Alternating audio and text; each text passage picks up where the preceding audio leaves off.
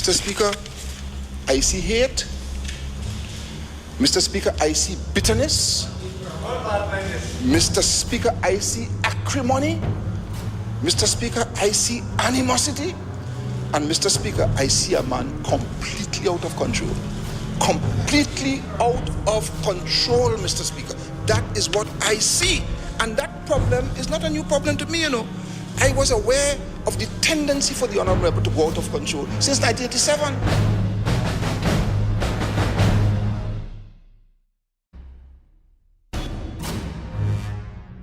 I went to the Prime Minister of Trinidad and Tobago in August 2003 as a Minister of Government in Trinidad and Tobago, a PNM Minister, and told him that there was bid rigging taking place in Udicott.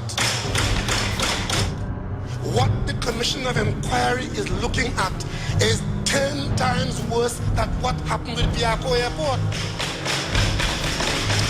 And it's even more brazen.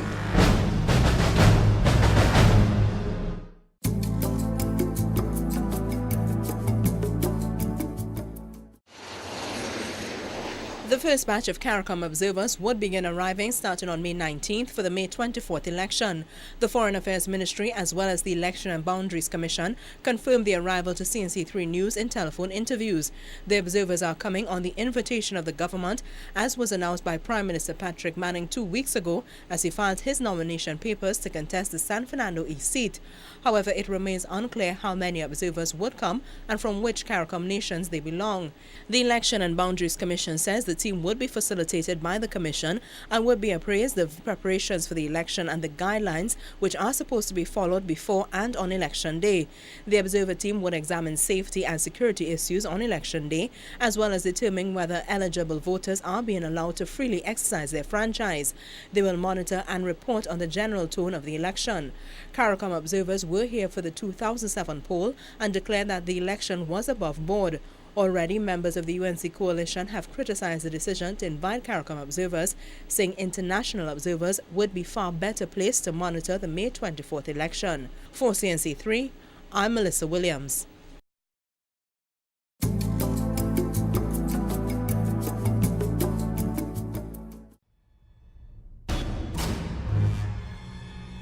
Argue your case. Everybody has a chance to do it.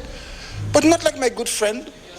The minute you oppose my good friend, Mr. Speaker, the minute you oppose my good friend, he gets very, very angry. And if you oppose him strongly, Mr. Speaker, he becomes a raging bull. And that is what this government is not prepared to act. That is what it was. We just were not prepared to accept that.